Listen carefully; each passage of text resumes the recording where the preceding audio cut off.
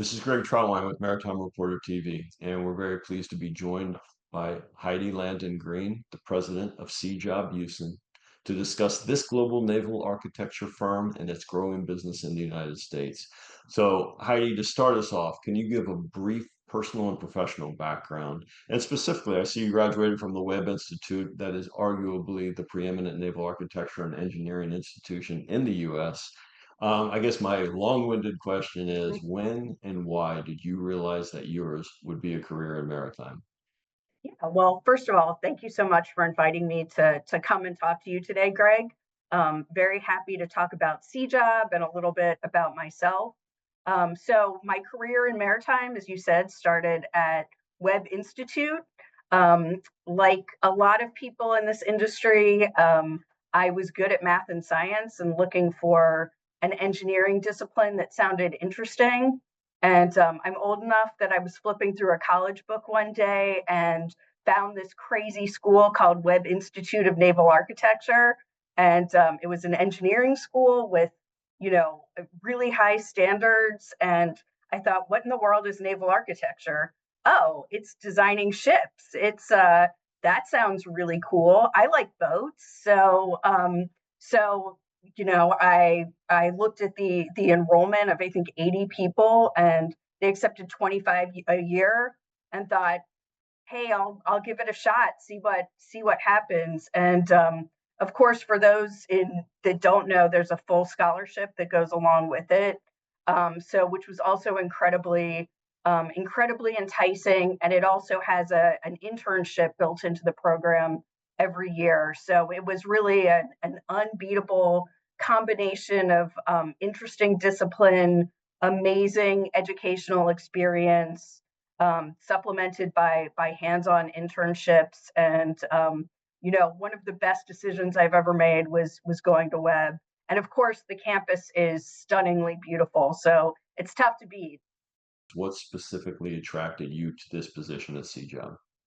Yeah, I mean, so like many people during the pandemic, I was looking for something to do, and I went back and got an MBA at Rice.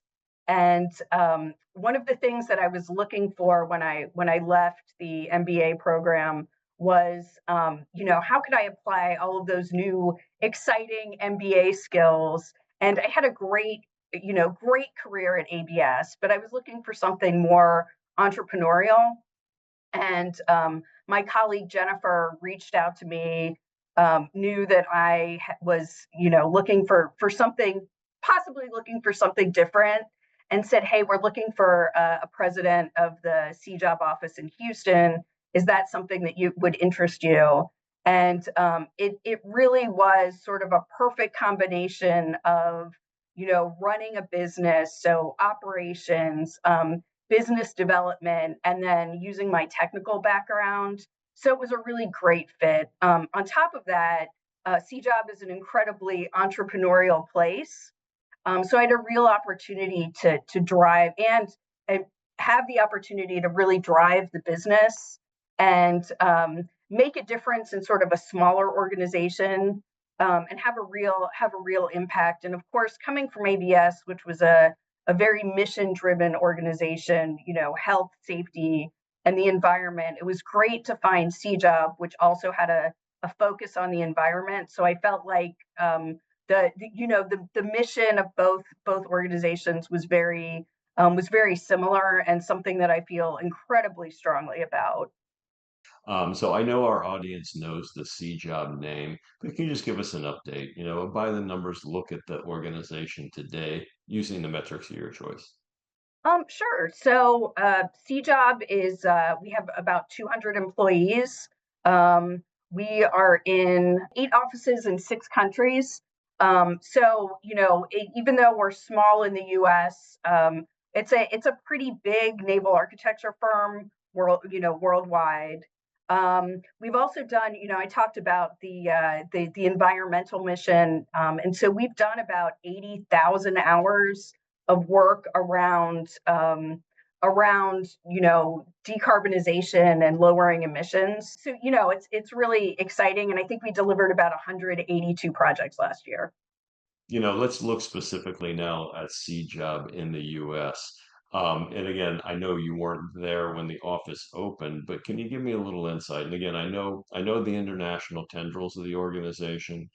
I know the opportunities that exist in the U.S., but can you kind of take us to where the rationale and the impetus to open the office in Houston? Sure. So the office opened in 2019. Again, the co-founders, Yoav and Bashan, saw a real opportunity in the U.S.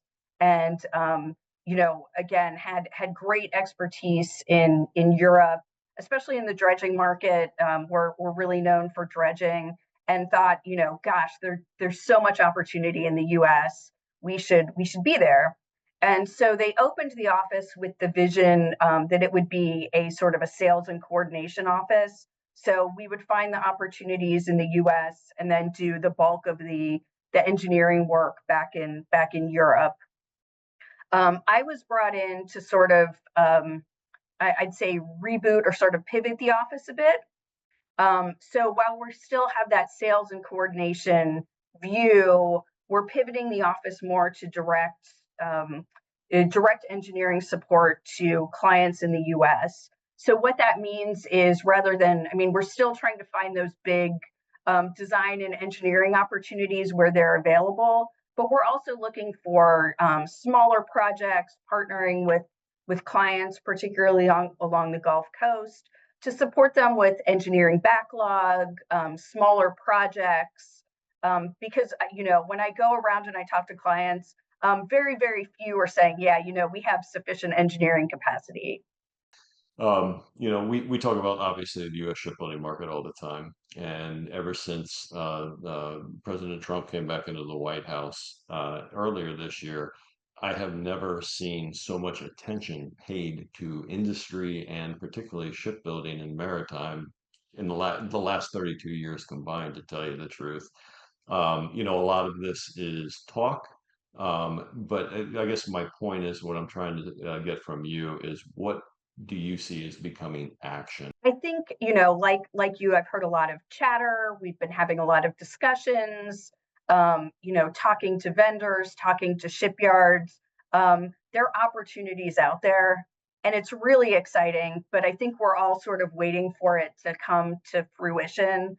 I know one of the things I'm really excited about, not directly related to CJOB, but really the focus on training the workforce to support the maritime industry. So I know that I and my team can go and design a vessel, but if we don't have skilled tradespeople who can construct those vessels, or operate the vessels, all of our designs are paper, until we have that really talented, capable workforce that can go and execute. And again, with the discussions I've been having with the shipyards, they're really excited to ramp up, but they're wondering where they're going to get their labor.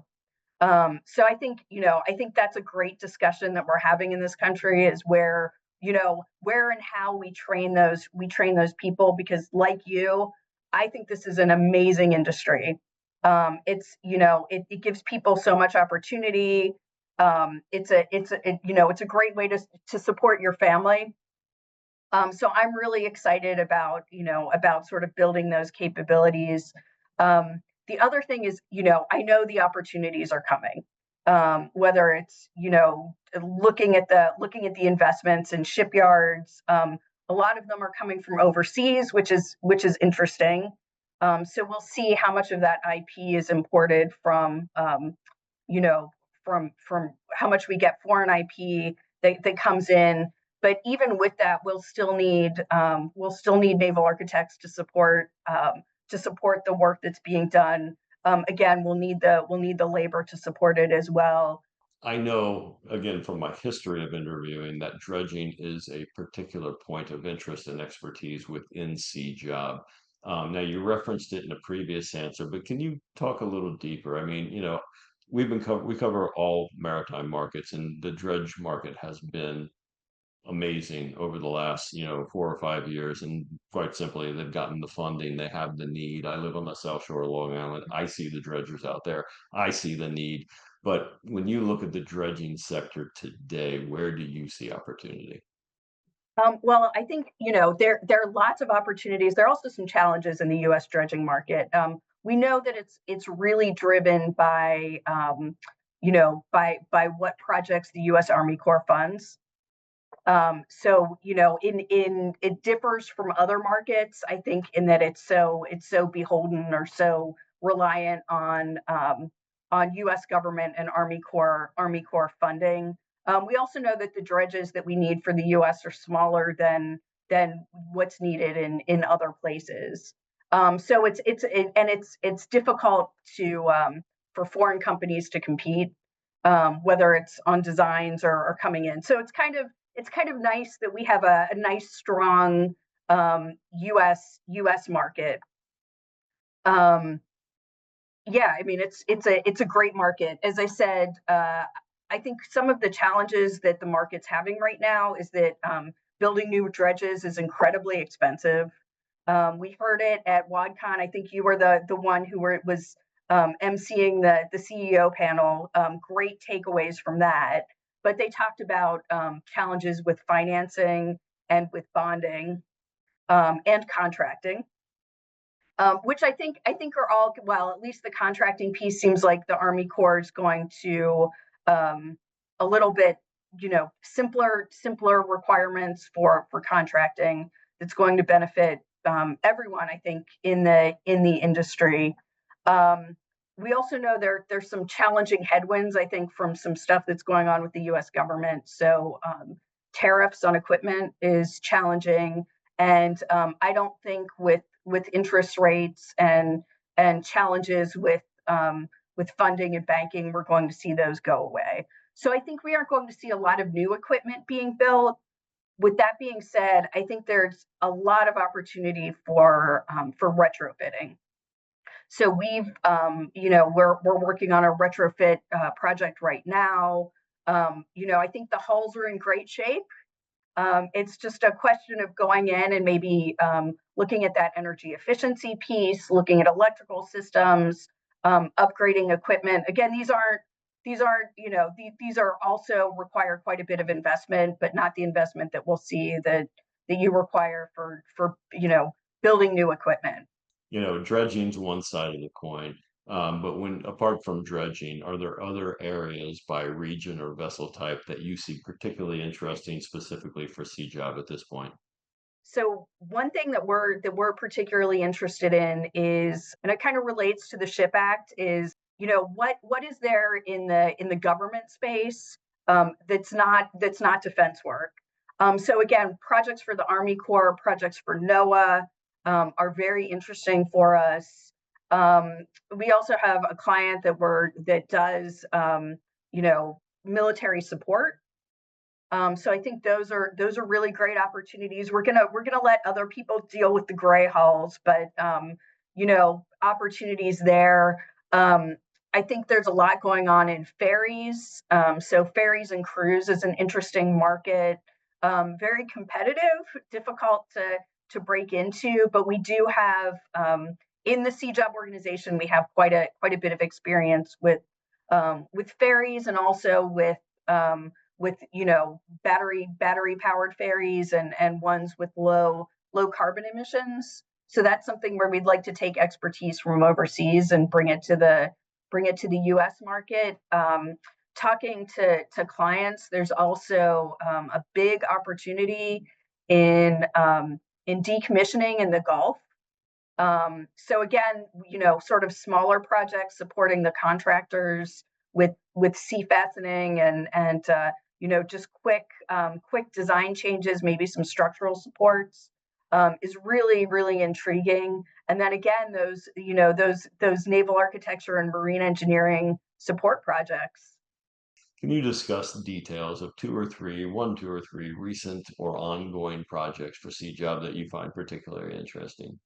Yeah, and what I'm going to do is kind of spin that question a little bit and talk about a couple of things that I've been particularly proud of since I joined Sea Job almost a year ago. And I think a lot of your listeners or readers know that Sea Job helped with the design of the Green Jade and the Orion, which are helping to install monopiles and wind farm equipment. So one of the highlights of the past year was that I was at IPF in Virginia, and I think at the end of the conference, I think the conference ended on May 1st, and the Orion was headed out. It was the first day that they could operate, and the Orion was headed out to install monopiles in the Dominion Energy wind farm. So that was just really exciting. Like, the fact that there's nothing like seeing and feeling and knowing that the work that your company is doing is real, and it's out there, and it's doing good and exciting stuff. So that was a real highlight. And then I'd say the other one is CJOB also designed for GLDD the Galveston Island and the Amelia Island.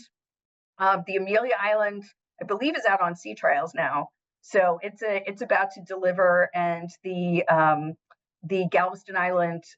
So for those that don't know, it's they're trailing suction hopper dredges for GLDD, the most modern and advanced trailing suction hopper dredges in the U.S. fleet.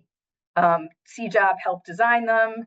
And last year I was at the naming ceremony for the Galveston Island, and it's out there doing great stuff. And the Amelia Island is delivering later this quarter. So really proud moments for me in my short CJOB career.